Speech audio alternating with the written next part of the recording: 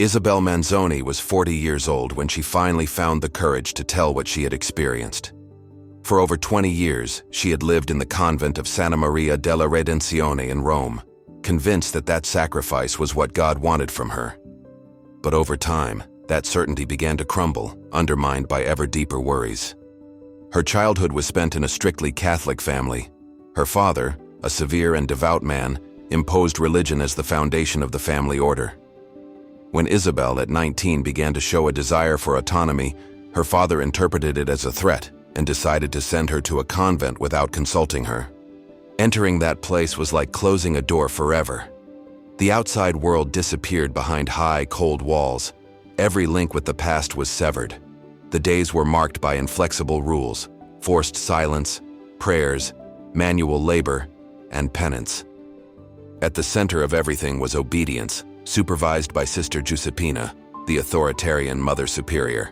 At first, Isabel tried to adapt, but soon she noticed shifty glances, heavy silences, an air of tension creeping through the corridors. One evening, she saw a young nun fleeing trembling from the chapel. From then on, she began to observe more carefully. It was during the cleaning that Chiara, a troubled novice, whispered to her, "This place is not what it seems." But the arrival of the Mother Superior interrupted the conversation. A few days later, Chiara disappeared. To her questions, only evasive answers. She had been transferred. Rosa, another novice, confessed to her in a low voice, "Whoever wants to leave disappears. No one has ever returned." Isabel began to see the punishments with new eyes. Forced prayers for hours, fasts, physical punishments for the smallest mistakes. Everything was justified as penance, but it seemed like ruthless control. She was also punished. 6 hours kneeling without moving. In that suffering, a question took shape.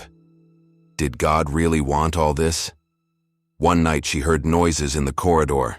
2 nuns were dragging a large package covered by a blanket. She was paralyzed with terror. That scene confirmed that something dark was hidden in that place. She continued to behave normally, but explored the less frequented areas of the convent. In the old attic, among yellowed papers, she found a leather notebook with the initials MC. She opened it carefully, a shiver running through her. The pages, written in an elegant but faded hand, belonged to Maria Castillo, a former nun. They were not simple memories, but a heartbreaking confession. The convent was a prison disguised as sanctity. Nuns who tried to leave were punished. Some locked up without food or water, others simply disappeared. The last sentence struck her deeply. "If anyone finds this diary, please do not remain silent." She did not sleep a wink that night. How could a sacred place hide so much violence?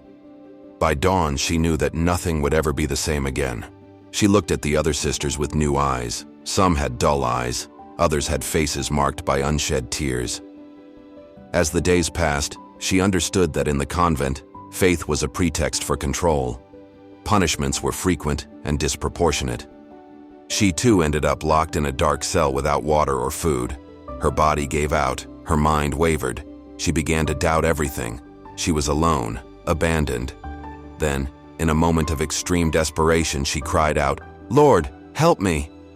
No answer, but something changed. Not a voice, not a miracle, but a deep warmth, like an invisible embrace. She understood. God had not abandoned her. She was the one who had looked for him in the wrong place. She had to escape, not only for herself, but for all those reduced to silence. That night, lying on the cold floor, she could hear only her heartbeat and a pressing thought, now or never. She knew it was her only chance. She approached the cell door. No sound. Through the bars, she saw the moonlight. She had to act before dawn. The door opened. It wasn't a guard. It was Rosa, trembling but determined. "We have to go," she said. They tiptoed out into the darkness. Rosa had stolen the Mother Superior's keys. On the 3rd try, the lock clicked. Outside, the cold air hit her face. They ran barefoot into the night. The wall seemed insurmountable, but Rosa led her to an old tree. They climbed up, and from the top they saw the outside world, the deserted street of a sleeping village. It was freedom. They jumped and ran, holding hands, never looking back. Isabel remembered a place. They walked for a long time to a house she had visited as a child with her mother. She knocked. A woman opened the door, surprised. "My name is Isabel. I am Teresa's daughter." The woman's face lit up and she hugged her warmly. "You are safe here." Sitting down to eat bread and milk, they gave in to relief. But Isabel must know about her mother. The woman looked down. "She got sick years ago. It was too late." The tears fell silently. They walked her to her old house. She hesitated at the door, then knocked. Her father opened it, older, but with the same eyes. "Dad," he whispered. Tears clouded his eyes. "My daughter," he said, holding her tightly. She was finally home. They sat down as the aroma of coffee filled the air. "I looked for you," her father said, his voice breaking. "Now you are here, and that is what matters. There is always a new beginning, my daughter." Those words were engraved on her soul. She understood that God had never abandoned her. At night she would still wake up suddenly, her mind a prisoner of the convent. But as the days passed, they began to rebuild their lives. Isabel worked in the carpentry shop with her father.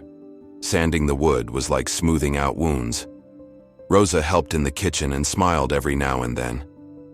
The turning point came when her father took them to church. It was bright, simple, full of sincere songs. The pastor spoke of God's grace and his ever-open arms. For the first time, the tears were not of pain, but of healing. That night she prayed not out of fear, but with gratitude. Her new life was made of little things: walking without feeling observed, laughing with Rosa, rediscovering God as love. One day she said to Rosa, "We can't stay here. Other women are still in there. We need to talk." They began to tell their story in churches, between tears and hugs. In each testimony, they felt God acting through them. One day a girl approached. "I was in a convent like yours." They were not alone. More and more women emerged from the silence. Now they understood why they had been saved, not to escape, but to help. Faith had once been a prison. Now it was freedom, purpose, love. On the day of the consecration, the pastor smiled. Today, Isabel and Rosa confirmed their new life in Christ. The baptism was like a liberation. The cold water washed away the past. That night under the stars, Rosa whispered, "Do you think all this happened for a reason?" Isabel looked up at the sky. "Yes." Rosa took her hand. "Thank you for not giving up." The journey was not over, but now they walked in light, in grace, in freedom. And it was there, in that newfound love, that they had found their true redemption. Isabel Manzoni's story teaches us a fundamental truth. True spirituality can never coexist with oppression and fear. When faith becomes control instead of liberation, we are no longer talking about God, but about his distortion. Isabel's courage in exposing the horrors of the convent reminds us that silence is complicit in injustice. But the most powerful lesson is in her ability to distinguish between the corrupt institution and the true divine presence. Even in her darkest hour, Isabel recognizes that God has never abandoned her. This story shows that true faith requires courageous discernment, not blind submission. Divine love manifests itself through human freedom and dignity, not through fear and punishment. Isabel and Rosa do not flee from spirituality, but toward it, from a religion deformed by power to an authentic faith. Their journey shows us that trauma can be transformed into a mission. When they decide to tell their story to help other victims, they understand the true meaning of their salvation. They were not liberated only for themselves, but to become instruments of liberation for others. True spirituality liberates. It does not imprison. It heals. It does not hurt. If this story touched your heart, leave a like to help others discover this message of hope. Subscribe to the channel for more stories that explore the deepest themes of the human soul. Together we can make a difference, one story at a time.